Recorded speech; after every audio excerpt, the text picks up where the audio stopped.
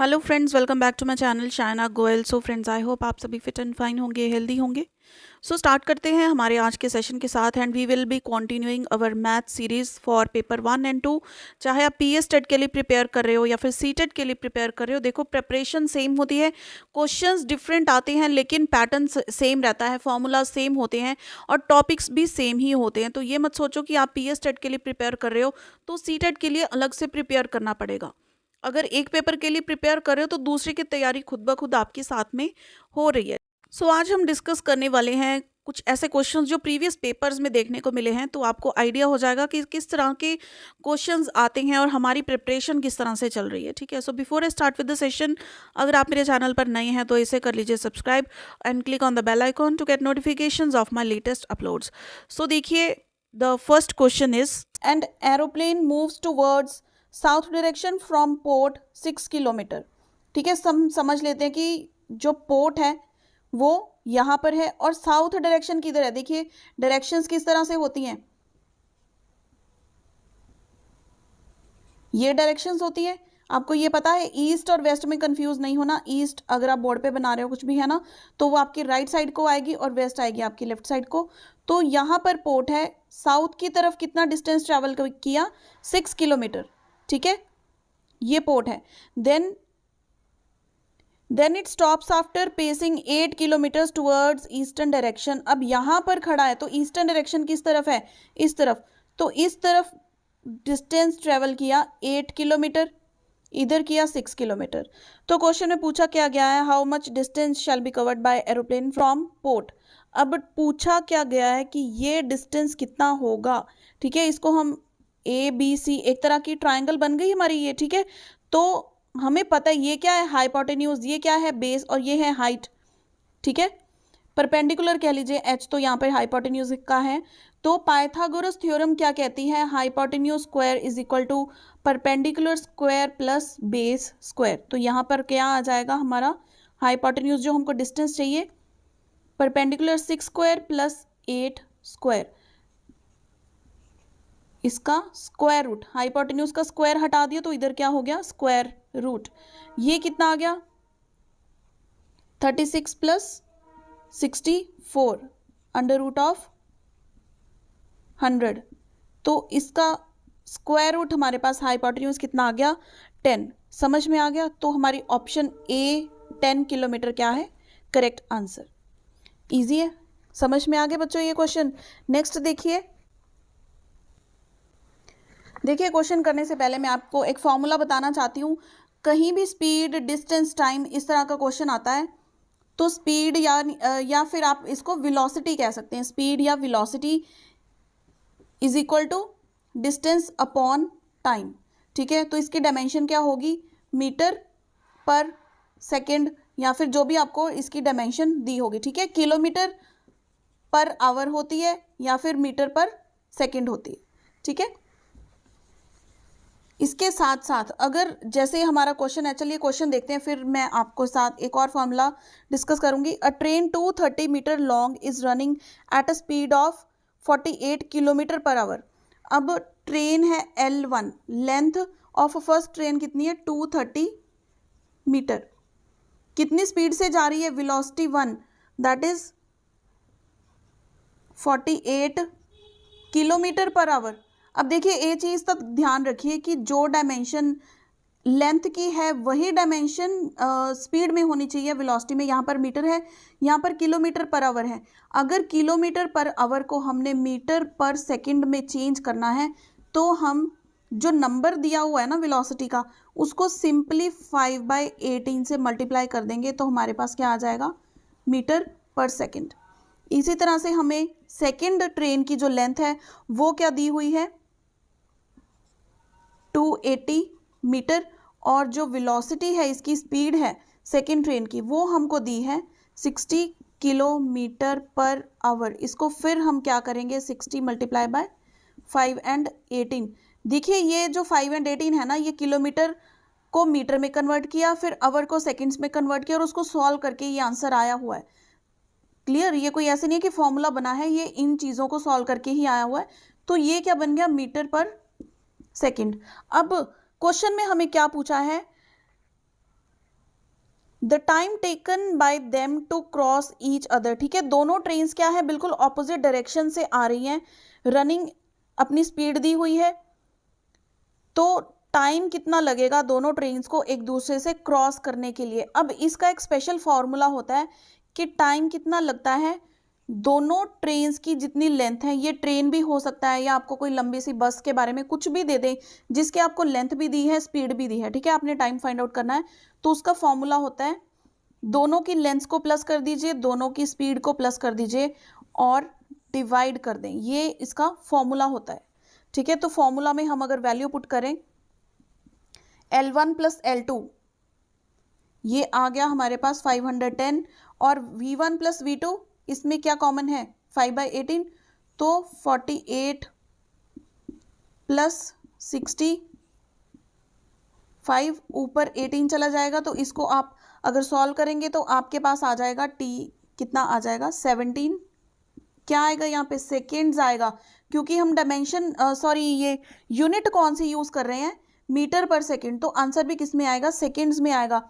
कई बार क्वेश्चन में आपको कंफ्यूज करने के लिए कुछ लिख सकते हैं, ठीक है, तो यहाँ पर तो सिंपल इन्होंने बताया हुआ है इन सेकेंड्स कितना आएगा, सो ऑप्शन डी क्या है हमारा करेक्ट आंसर। ये फॉर्मूला आप नोट डाउन कर लीजिए, क्योंकि डिस्टेंस अपॉन टाइम वो तो सभी बच्चों को पता है, लेकिन अगर आपको लेंथ दी हुई है ट्रेन की, ठीक है, तो आपको टाइम कैलकुलेट करना है, तो आपको दोनों की लेंथ को प्लस करना है, फिर डिवाइड करना है with the sum of the speeds of the two trains, ठीक है, ये फॉर्मूला नोट डाउन कर लीजिए। क्लियर हो गया ये क्वेश्चन। देखते हैं अब हम हमारा नेक्स्ट क्वेश्चन। क्वेश्चन नंबर 3 आप देख सकते हैं अपनी स्क्रीन पर। XYZ took a car on rent and used it for 9, 12 and 14 hours, ठीक है, XYZ ये तीन कोई भी पर्सन्स हैं, ठीक है, इन्होंने कार रेंट पर ली और कितने घंटे के लिए यूज़ किया, X ने यूज़ किया 9 के लिए, Y ने यूज़ किया 12 के लिए एंड Z ने कितने घंटों के लिए यूज़ किया, 14 आवर्स के लिए यूज़ किया। उन्होंने पे कितना किया इसके लिए 1050, ठीक है, अमाउंट कितनी पे की, टोटल अमाउंट है ये 1050 रुपीज़, इतनी टोटल अमाउंट पे की तीनों ने, ठीक है। अब इन्होंने पूछा है कि the amount of rent charge in rupees paid by Y. अब हमने कैलकुलेट करना है कि वाई ने कितने रुपीज़ पे किए, ये क्या है, इन तीनों ने मिलकर पे किए। अब हम पहले देखते हैं कि कितने आवर्स टोटल हैं, टोटल आवर्स कितने हो गए,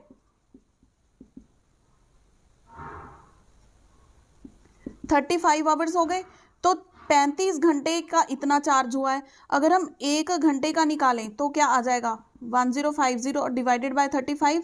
अब हमने निकालने किसके हैं, वाई के, वाई ने कितने घंटे गाड़ी चलाई 12 घंटे, तो इसको मल्टीप्लाई कर देंगे हम 12 से। समझ में आ गया, ये अमाउंट कितनी हुई, 1 घंटे का कितना चार्ज बनता है, कितने पैसे 1 घंटे के लगते हैं, 1 घंटे के इतने लगते हैं, तो 12 घंटे के कितने लगेंगे, इतने। तो इसका अगर आप सॉल्व कर देंगे तो आपके पास आ जाएगा 360 रुपीज़। वाई ने कितने पे किए 360 रुपीज़, सो ऑप्शन डी क्या है करेक्ट आंसर। क्लियर हो गया, बिल्कुल इजी क्वेश्चन है। देखिए फॉर्मूला आना चाहिए, थोड़ा लॉजिक आपको पता होना चाहिए। ये आप देख सकते हैं सभी क्वेश्चंस वो मैं डिस्कस कर रही हूँ जो पीटेट के पेपर में प्रीवियस ईयर्स में आए हुए हैं। अब देखिए क्वेश्चंस का लेवल किस तरह का है, और अगर आपको फॉर्मूला पता है, कंसेप्ट पता है, तो आप कितना जल्दी उस चीज़ को एक्यूरेटली अटेम्प्ट कर सकते हैं। चलिए अब हम नेक्स्ट क्वेश्चन की तरफ बढ़ते हैं। Question number 4, a number is greater than 3 but less than 8। कोई नंबर है सपोज x, ये 3 से तो बड़ा है लेकिन 8 से छोटा है, ठीक है। इसके बीच में कौन से नंबर्स आ जाएंगे, 1 बाय 1 हम देखते हैं। 3 और 8 इंक्लूडेड नहीं है, इससे बड़ा है, उसके इक्वल नहीं है, तो इसके बीच में कौन से नंबर्स आते हैं, 4, 5, 6, 7, ये 4 नंबर्स आते हैं। नेक्स्ट हमें क्या कहा है, also it is greater than 6 but less than 10। 6 से बड़ा है, 10 से छोटा है, तो कौन से नंबर्स आते हैं, 7, 8, 9। इन्होंने पूछा है कि ये नंबर कौन सा है। अब इन सभी में से कॉमन नंबर कौन सा आ रहा है, 7, सो हमारा आंसर क्या है, answer is 7, that is option C. Easy है बिल्कुल। अब नेक्स्ट क्वेश्चन 5 देखिए, you can see here, if 24 X ऊपर बार, इसका बार का मीनिंग क्या होता है कि ये जो टर्म है ना, जो ये इसको बार बोलते हैं, जो ऊपर नंबर के लाइन लगा देते हैं, इट मीन्स इस बार के नीचे जितने भी नंबर्स हैं ना वो रिपीट होंगे, यानी कि 24x 24x, इस तरह से ये नंबर चलता जाएगा एंड सो ऑन, ठीक है, अनएंडिंग, टर्मिनेटिंग नंबर नहीं है ये। अब इन्होंने बोला कि ये क्या है, मल्टीपल है 9 का, जहां पर x एक डिजिट है, तो x क्या होगा कि ये 9 का मल्टीपल हो। अब हमने 9 का डिविजिबिलिटी रूल क्या किया था कि अगर डिजिट्स का सम इक्वल टू 9 हो जाए, ठीक है, या फिर डिविजिबल बाय 9 हो जाए, तो वो नंबर क्या होता है, डिविजिबल बाय 9 होगा, ठीक है। तो अब 2 + 4 6 में हम कितने ऐड करें कि वो 9 बन जाए, 3 ऐड करेंगे ना, तो यहाँ पर 3 कर दिए, यहाँ पर 3, कितनी मर्जी करी जाओ, तो ये 9 के मल्टीपल्स बन रहे हैं। इट मीन्स x की वैल्यू कितनी होनी चाहिए, 3 होनी चाहिए। कोई और वैल्यू पुट करके देखो, 3 के बजाय अगर आप 6 पुट कर देंगे, 6 + 4 10 + 2 12, क्या 12 9 से डिवाइड हो रहा है, नहीं हो रहा, तो यहाँ पर 3 ही आएगा और कोई भी नंबर नहीं आएगा। सो ऑप्शन बी हमारा क्या है यहाँ पर करेक्ट आंसर। क्लियर हो गई ये चीज। बड़े नेक्स्ट क्वेश्चन की तरफ। Question number 6, choose the number which is different from others. अब देखिए आपके सामने नंबर्स हैं 8, 64, 125 एंड 28। अब कौन सा नंबर डिफरेंट है, तो एक लॉजिक बनता होगा, 8 को हम क्या लिख सकते हैं, 2 का क्यूब, 2 2 = 4, 2 = 8, ये क्या है 4 4 = 16, 4 = 64, 4 का क्यूब, ये नंबर क्या है 5 5 = 25, 5 = 125, 5 का क्यूब। लेकिन जो 28 है ये किसी भी नंबर का क्यूब नहीं है, तो 28 हमारा यहाँ पर ऑड मैन आउट हम कहते हैं। रीजनिंग में भी हम इस तरह के क्वेश्चंस करते हैं, find the odd man out या फिर which is the stranger one, ठीक है। तो 28 हमारा क्या है यहाँ पर आंसर, ऑप्शन डी। क्लियर हो गया। नेक्स्ट क्वेश्चन 7 देखिए, from the following which is the presentation of nth term. समझ लीजिए, वेयर सीरीज हमें दी हुई है 5, 8, 13, 20 एंड सो ऑन। हमने फाइंड क्या करना है कि अगर हम इसकी nth टर्म फाइंड आउट करेंगे ना, तो उसको किस तरह से लिखेंगे। जैसे हमने इवन टर्म्स में क्या लिखा था कि अगर nth टर्म क्या होगी 2n, nth टर्म क्या होगी 2n, उसी तरह से इस सीरीज में ये पूछ रहे हैं कि nth टर्म को आप किस तरह से रिप्रेजेंट कर सकते हैं। आप ऑप्शंस देखिए, ठीक है, ऑप्शन में आपको ना वैल्यू पुट करके देखनी होती है। तो सबसे पहले आपको जज करना है, पहले 2 नंबर से ही आपको पता लग जाएगा कि कौन सी ऑप्शन करेक्ट है। तो अगर मैं ऑप्शन सी की बात करूं, n² + 4, तो n की वैल्यू अगर मैं 1 पुट कर दूं यहाँ पर, क्या आ जाएगा 1² + 4 = 5। अगर n की वैल्यू 2 पुट कर दूं तो क्या आ जाएगा 4 + 4 8 आ रहा है ये। n की वैल्यू अगर 3 पुट कर दें, 3 का स्क्वायर 9 + 4 कितना आ गया 13। इट मीन्स ये जो ऑप्शन है n² + 4 ये nth टर्म को डिनोट कर रही है। सो हमारी ऑप्शन सी क्या है करेक्ट आंसर यहाँ पर। क्लियर है। ये देखिए हिट एंड ट्रायल मेथड होता है, लेकिन आपको हिट एंड ट्रायल भी ऐसे नहीं है कि चारों पर आप हिट एंड ट्रायल कर रहे हैं, तो आपकी जजमेंट होनी चाहिए कि कौन सी ऑप्शन सही हो सकती है, इसमें वैल्यू पुट करके देखनी पड़ेगी। ये क्लियर हो गया। चलिए नेक्स्ट क्वेश्चन की तरफ बढ़ते हैं। Question number 8, in a class test 12 questions are given. तो हम स्टार्टिंग से इसको लिख लेते हैं। टोटल क्वेश्चंस कितने हैं 12, then 6 marks are given for each correct answer, यानी कि ईच 1 करेक्ट आंसर के लिए कितने मार्क्स मिलते हैं 6, ठीक है। And -3 marks are given for each wrong answer, 1 wrong answer के लिए कितने मिलते हैं -3। एक क्वेश्चन अगर आपका सही होता है तो 6 नंबर उसके मिल जाते हैं, अगर आपका एक क्वेश्चन गलत हो जाता है तो 3 नंबर कट जाते हैं, ठीक है। And which questions are not done 0 is given, ठीक है। तो अगर कोई क्वेश्चन नहीं किया तो अनअटेम्प्ट क्वेश्चन है, उसके 0 मार्क्स मिलेंगे, ना पॉजिटिव ना नेगेटिव। लेकिन रामा ने कितने क्वेश्चंस किए, रामा ने 6 क्वेश्चंस तो करेक्ट किए और 6 क्वेश्चंस ही रॉन्ग किए, ठीक है। 6 क्वेश्चंस जिसने करेक्ट किए, 6 क्वेश्चंस जिसने रॉन्ग किए, तो इसको कितने मार्क्स मिलेंगे। अब देखिए एक क्वेश्चन करेक्ट के 6 हैं, तो अगर 6 क्वेश्चंस करेक्ट किए तो ये कितने हो जाएंगे 6 × 6 36, सिंपल। अगर 6 क्वेश्चंस रॉन्ग हैं तो क्या करेंगे हम 6 × -3, यानी कि -18 हो जाएंगे मार्क्स इसके। तो टोटल मार्क्स कितने मिले इसको? 36 माइनस 18, 36 में से 18 मार्क्स माइनस कर देंगे तो कितना आ गया है हमारे पास? 18 मार्क्स, यानी कि ऑप्शन सी क्या है? Correct answer. क्लियर है ये? Next question, the difference of largest and smallest of given numbers. आपको देखिए 4 नंबर दिए हैं, 13/100, 5/4, 9/20 एंड 21/25। अब इन्होंने पूछा कि जो सबसे बड़ा नंबर है और जब से छोटा नंबर है उसमें से डिफरेंस फाइंड आउट कीजिए। तो बड़ा और छोटा नंबर फाइंड आउट करने के लिए हमें पहले इनका जो डिनोमिनेटर है वो सेम करना पड़ेगा, तभी हम इनको एक फॉर्म में लेकर आ सकते हैं। तो सबसे पहले एलसीएम फाइंड आउट करते हैं। एलसीएम इसका रहेगा 100। तो अगर यहाँ पर हम 4 की जगह नीचे 100 लेकर आए, 4 मल्टीप्लाई बाय किसके साथ किया हमने? 25 के साथ। तो 25 को 5 से मल्टीप्लाई करेंगे, 125। 20 5 ज़ा 100, 9 5 ज़ा 45।